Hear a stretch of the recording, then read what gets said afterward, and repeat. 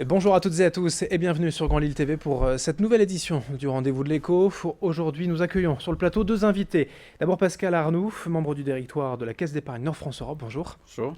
Et Bruno Fontaine, président de GHI, le groupe Eno Immobilier, bonjour. Bonjour. Vous venez tous les deux nous présenter et nous annoncer la création d'un fonds d'investissement pour le territoire du Valenciennois. Ça s'appelle donc l'Invest Grand Eno. En deux mots, qu'est-ce que vous pouvez dire pour nous présenter ce fonds ? D'abord, merci de me réinviter une nouvelle fois sur les sujets de développement du territoire. La dernière fois, j'étais venu vous annoncer que la Caisse d'épargne avait créé deux fonds régionaux, Caisse d'épargne Nord-France Investissement et Caisse d'épargne Développement.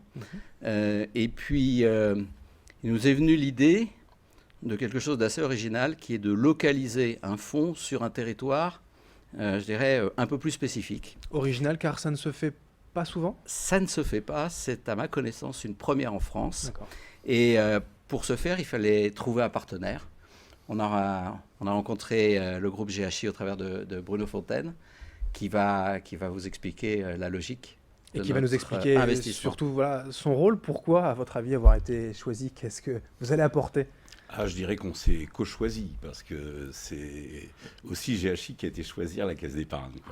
Alors, ce qu'on va apporter, nous, c'est notre expérience qu'on a sur le territoire et notre connaissance du territoire. Parce que l'intérêt de ce fonds, c'est vraiment de s'impliquer dans la stratégie du territoire. Et c'est tout ce qu'on va apporter avec les cibles que s'est donné le territoire en développement économique. Le territoire, on parle du Grand Hainaut, c'est le on Grand parle Valenciennois. du Grand Hainaut, Valenciennes, Maubeuge, Cambrai. Voilà. L'enveloppe, pour parler chiffres de ce fonds investissement, c'est important pour directement en parler. C'est important. On va démarrer avec 8 millions d'euros. 8 millions d'euros. Et pour quelles entreprises ? Il y a une cible privilégiée Alors, on recherche bien sûr les entreprises en développement, c'est-à-dire start-up, et entreprises qui ont besoin de fonds pour faire leur croissance. Un outil financier tel que celui-là, c'est essentiel aujourd'hui pour justement, vous disiez défendre le territoire, promouvoir l'activité économique pour les entreprises ? J'ai envie de dire c'est vital.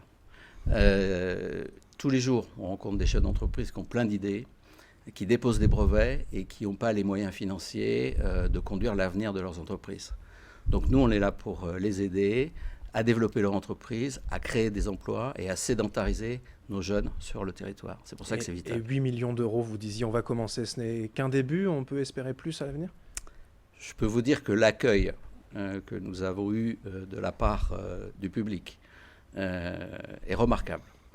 On a déjà eu 2 séances de rencontres avec des entreprises innovantes, démarrantes. Une dizaine d'entreprises ont été rencontrées, des dossiers de grande qualité. On a une 3e séance qui se prépare. Oui, un accueil sympathique. Ça change quoi pour les entreprises, mais pour le territoire ? Parce que des fonds d'investissement, des aides de soutien de la CCI ou de l'État, il y en avait certainement déjà, mais là, il y a quoi en plus ? C'est la proximité. Il y a une confiance qui s'établit, il y a une connaissance des hommes aussi, parce qu'on est proche des dirigeants, et c'est une vraie connaissance du tissu et des cibles, parce que souvent, quand on est pris au niveau national, on regarde une entreprise, on ne regarde pas la stratégie du territoire.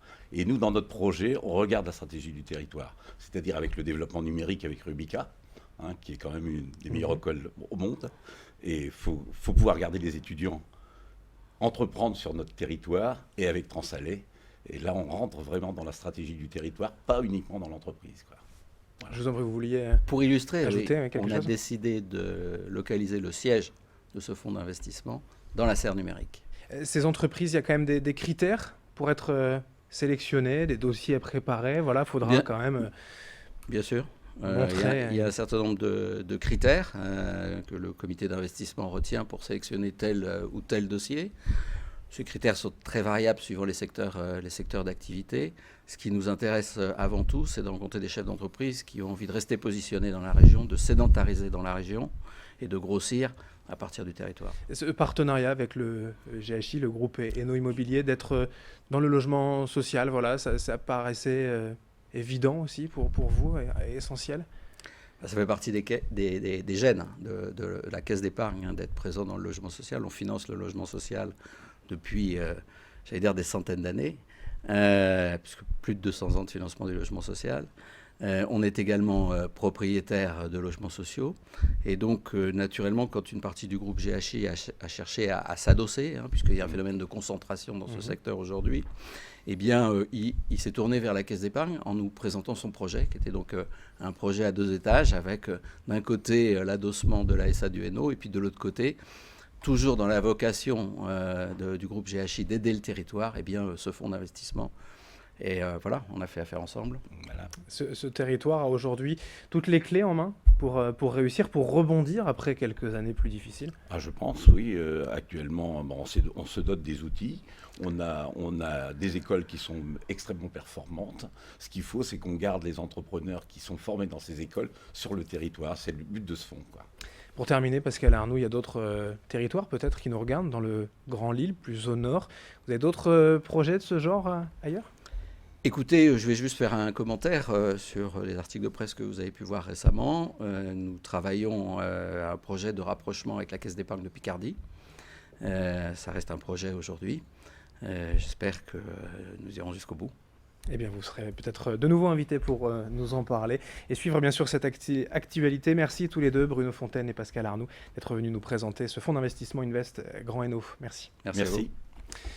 Merci à vous de nous avoir suivis sur Grand Lille TV. Dans un instant, l'information continue.